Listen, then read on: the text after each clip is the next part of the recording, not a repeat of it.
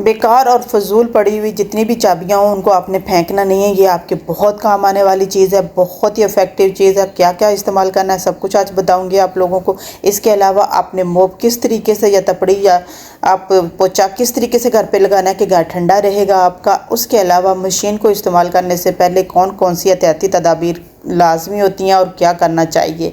तो वीडियो को स्टार्ट करते हैं। बिस्मिल्लाहिर्रहमानिर्रहीम। अस्सलाम वालेकुम। ये मैं ना तपड़ी लगा चुकी हूँ, तो मैं सिर्फ जस्ट आप लोगों के साथ शेयर कर रही हूँ, क्योंकि तपड़ी जब भी लगा के रखें ना, कभी भी आपने मोप लगाया तपड़ी लगाएं, जो भी आप इसको कहते हैं अपनी लैंग्वेज में, तो आपने इसको करना क्या है कि अच्छे तरीके से गर्म पानी के साथ इसको वॉश करके रख लेना है। और नेक्स्ट टाइम जब भी आपने, क्योंकि इसको साफ़ करने का बेहतरीन तरीका ये है कि आपने इसको अपने सिंक बेसन में कहीं पे भी रख के इसको अच्छे तरीके से ऊपर से बंद कर देना है। उसको उसका सुराख जो है ना उसको बिल्कुल बंद करके, तो उसके बाद आपने उसके अंदर जो है ना वो पानी भरने देना है। तो उसको आपने अच्छे तरीके से हाथों की मदद से कॉम्ब करते हुए, क्योंकि अगर आप उसको कंघी या ब्रश के साथ साफ़ करेंगे तो आपकी जो है ना इसकी बने हुए होते हैं ना, तो वो ख़राब हो जाएंगे। तो वो नेक्स्ट टाइम जो है ना वो सही तरीके से वर्क नहीं करेंगे और अच्छे तरीके से आपके घर की सफाई नहीं होगी। तो इनको एज इट इज़ इसी तरीके से जैसे कि आपने बाज़ार से ख़रीद के लाई होती है, उसी तरीके से अगर आप रखना चाहते हैं मोप को काफ़ी अरसे लंबे अरसे तक के लिए, तो आपने इसको हाथों के मदद से या फिर ग्लव्स चढ़ा लें। अगर आपको इस तरीके से कोई एलर्जी वगैरह है, तो मैं तो एज इट इज़ इसको अपनी फिंगर्स के साथ इसके साथ अच्छे तरीके से फिंगर के साथ ही इसको कंघी कर देती हूँ। तो इसके अंदर से सारी मैल कचैल बाल वगैरह या कोई भी इसके अंदर मट्टी वगैरह होती है सारी की सारी रिमूव करके, ये देखें आप देख रहे होंगे कि मैंने हाथों की मदद से इसको किया है, तो किस तरीके से सारी की सारी मैल जो है ना वो इसके अंदर से निकल जाएगी। जब वो सारी की सारी निकल जाएगी, तो आपने जब भी इसको मोप को दोबारा लगाना है ना, तो आपने इसको ठंडे पानी के साथ, मैं जब धो के रखती हूँ तो इसको गर्म पानी के साथ अच्छे तरीके से वॉश करके रखती हूँ, ताकि सारे जरासीम वगैरह सारी चीज़ें जो है ना वो इसकी ख़त्म हो जाएंगी। इसके अंदर से थोड़ा सा अगर आप चाहें तो इसके अंदर डिटॉल ऐड कर सकती हैं। अगर किसी को स्मेल अच्छी नहीं लगती तो वो इसको अवॉइड भी कर सकता है। तो यहाँ पे आपने इस तरीके से अच्छे तरीके से जब इसको वॉश करके रख लेंगे, तो नेक्स्ट टाइम जब भी आपने अपनी तपड़ी लगानी है या मोप लगानी है या आपने पोछा लगाना है, तो आपने करना है क्या है, आपने ठंडे पानी के साथ इसको गीला करना है। और हो सके तो अगर आप के पास बर्फ़ पड़ी हुई है तो आप थोड़ी सी आइस क्यूब्स वगैरह इसके अंदर डाल लें, तो उसके बाद इसको अपने गीला करके अपने घर पे, तो आप देखेंगी। और गर्मियों के मौसम में एटलीस्ट कम से कम 2 से 3 दफ़ा पोछा लगा लिया जाए या तपड़ी लगा ली जाए ना, तो बहुत अच्छे तरीके से आपका घर जो है ना वो ठंडा रहेगा और बच्चे जो है ना पुरस्कून फील करेंगे। नीचे बैठकर भी खेलने में उनको कोई भी हेजिटेशन वगैरह फील नहीं होगी। तो देखा आपने किस तरीके से मैंने इसके अंदर से सारी मैल कचैल जो है ना वो अच्छे तरीके से रिमूव कर दिए। और उसके बाद मैंने पानी जो है ना, जो इसके अंदर से जो चीज़ें थी ना, उसको मैंने निकाल दिया, बाहर निकाल दिया था, जैसे बाल वगैरह या कोई भी और चीज़ थी। उसके बाद पानी को मैंने इसको ड्रेन कर दिया। तो इस तरीके से आपने इसको निचोड़ के अच्छे तरीके से रख लेना है। और उसके बाद फिर आपने ठंडे पानी के साथ इसको गीला करना करके आपने तपड़ी लगानी है। अगर आपके पास जो है ना वो बर्फ़ वगैरह या नहीं कमी होती है इस चीज़ की, तो आपने किसी भी बर्तन में, मट्टी का बर्तन जो है ना उसके अंदर पानी डाल कर रखा हो, या बाल्टी वगैरह इसको कवर करके ठंडी जगह पर रखी होगी, तो वहाँ पर भी पानी ठंडा होगा, तो आप उसके साथ यूज़ करते हुए मोप लगाएं। तो बढ़ते हैं नेक्स्ट टिप की तरफ। नेक्स्ट टिप मेरी ये है कि जब भी वॉशिंग मशीन जो है, सिलाई मशीन जो है ना उसको हम यूज़ करते हैं, तो वो सिलाई मशीन को इस्तेमाल करने से पहले आपने कम से कम सिलाई मशीन की हर चीज़ को एक दफ़ा देख लेना है। जब आप लंबे अरसे तक मशीन को इसी तरीके से रख देते हैं, तो उसके अंदर बहुत सारी प्रॉब्लम्स होती है। कोई मट्टी वगैरह की वजह से बहुत सारी चीज़ें जो है ना उसके अंदर जम जाती हैं और आपकी मशीन जो है ना आपको बार बार फिर इरिटेशन फील होती है।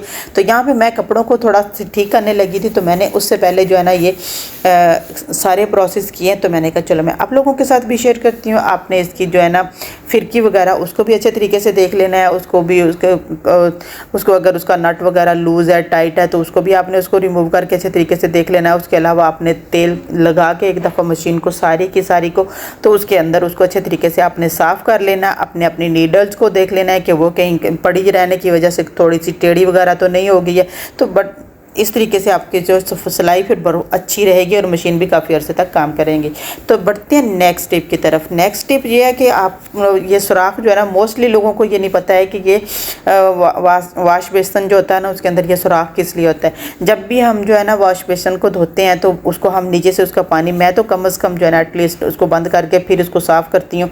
तो सुराख का मकसद ये होता है कि उसके अंदर से पानी जो है ना वो नीचे चला जाए और आपका ओवरफ्लो ना हो और आपके कपड़ों वगैरह पे चिंटे ना पड़े और इसके अलावा जो है ना वो और भी इसका फ़ायदा होगा कि आपका जो नीचे से ना वो टूटने का भी डर होता है, तो वो भी इसकी ट्रेन्स वगैरह टूटेंगी नहीं। तो बढ़ते हैं मेन और अहम टिप आज की चाबियाँ। इस तरह की घर पे बहुत सारी बाज़-औक़ात कीज़ जो होती है ना, या तो उनके लॉक जो है वो हमारे से स्किप हो गए होते हैं, या चाबियाँ हमारी ऐसी गुमी होती हैं कि काफ़ी अरसे के बाद मिलती हैं, तो फिर हम उनको बेकार समझ के इधर उधर वेस्ट कर देते हैं। आपने उनको बिल्कुल भी वेस्ट नहीं करना, क्योंकि ये बहुत काम आने वाली चीज़ है।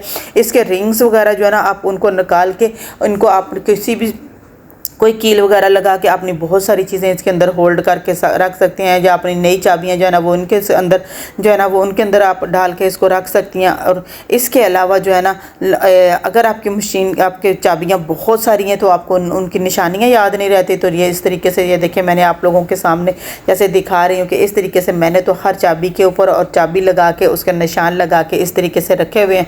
तो उस तरीके से मुझे चाबी ढूंढने में ज़्यादा मसला भी नहीं बनता है, और सबसे बढ़कर ये कि चाबी बहुत आसानी के साथ मुझे मिलती है और मैं उसको लॉक को खोल लेती हूँ। तो इस तरीके से जो छोटे चाबियाँ होती हैं ना, तो छोटे तालों की होती हैं, मोस्टली जो बैगों वगैरह को लगाते हैं या फिर हम अलमारियों वगैरह को लगाते हैं, तो उस तरीके से इस तरीके से अगर आप निशान लगा के रख लेंगे तो वो बहुत ही अच्छे तरीके से काम आएंगे। और जो रहेगी कि बेकार होगी, जिनका कोई लॉक नहीं है, तो उनको वेस्ट करने के बजाय आपने करना है, क्योंकि जब भी हम जो है ना सोल्यूशन टेप वगैरह जो है ना उसको ओपन करने की कोशिश करते हैं, तो उसका सिरा हमें कभी भी, ख़ास तौर पर जो इस तरह की होती है शीशे की तरह की, मिरर की तरह की बनी हुई होती है ना, तो उसको तो बिल्कुल भी जो है ना उसको ढूंढना बहुत मसला हो जाता है। तो आपने चाबी ले लेनी है, उसके साथ आपने इस तरीके से मारते रहना है, बजाय इसके कि नाखूनों के साथ आप लगते रहे उसको ढूंढते रहें, तो काफ़ी टाइम लगता है। तो बहुत आसानी के साथ जो है ना वो इसके साथ सिरा आपको मिल जाएगा। ये चाबी बहुत अच्छे तरीके से वर्क करेगी, और आपने उसको उस तरीके से देखना है, चाबी को उसके ऊपर मार मार के आप हाथ के साथ इस तरह करने की काफ़ी देर तक कोशिश करते भी रहेंगे, तो आपको चाबी वो बिल्कुल भी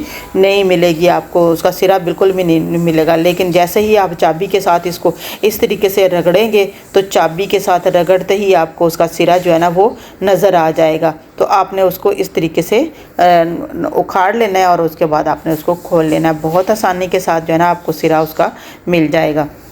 नहीं तो आप घंटों जो है ना वो हाथ के साथ ढूंढने की कोशिश करती रहेंगी, तो आपको बिल्कुल भी सिरा नहीं इसका मिलेगा। इसको एक तो ये ओपन जब कर भी लेते हैं, तो इसको ओपन करते हुए ये काफ़ी जगह से जो है ना वो क्रैक हो जाती है, पूरी कभी भी ये नहीं निकलती है। लेकिन अगर इसका भी मैं आप लोगों को सोल्यूशन बनाऊंगी, तो वीडियो अच्छी लगी तो लाइक और शेयर ज़रूर कर दीजिएगा, चैनल को सब्सक्राइब कर दीजिएगा।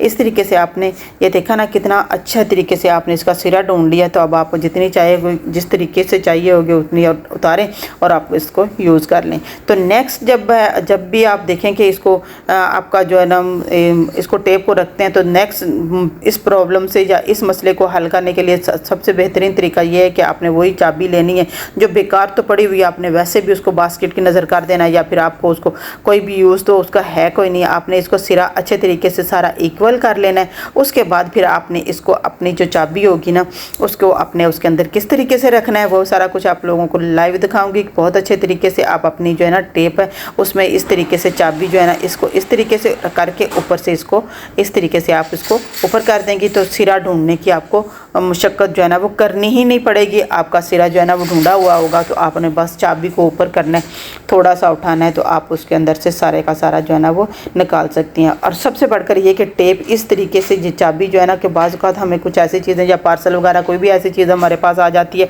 तो उसको हमने किस तरीके से जो है ना वो फाड़ना होता है, या उसको हमने कैसे उसके अंदर से अनबॉक्सेस करना होता है। तो हमारी जो है मोस्टली जो है हमारे बैगों वगैरह में चाबी तो लाजमी होती है, कभी हमें सीज़र नहीं मिली होती या कभी कोई चीज़ और नहीं मिल रही होती, लेकिन उनकी बजाय अगर हमारे पास चाबी है तो हम ये काम भी उनके साथ बहुत आसानी के साथ कर सकते हैं। देखा मैंने आप लोगों को आपके सामने ही काट के दिखाया कि चाबी के साथ आपने जस्ट ऊपर से उसको फेरना है, क्योंकि उसका नोकला हिस्सा होता है, तो उसके साथ आप उसको फेरेंगी तो आपको सारे के सारा जो है ना वो आपकी टेप वगैरह जो है ना जो भी आप बॉक्स को खोलना चाह रही हैं और आपको आप अनबॉक्स करके आप अपनी उसको रिक्वायर्ड चीज़ को देख सकती हैं। तो होप आप लोग ये बेकार चाबियां समझ के इनको बिल्कुल भी वेस्ट नहीं करेंगे, बल्कि इनका ये यूज़ जो है ना आप लोगों को हैरान कर देगा। इसको होप आप लोगों को मेरी ये टिप एंड ट्रिक अच्छी लगी तो लाइक और शेयर जरूर कर दीजिएगा, चैनल को सब्सक्राइब कर दीजिएगा। अपना और अपने प्यारों का ख्याल रखिएगा। मुझे दीजिए इजाज़त। अल्लाह हाफिज़।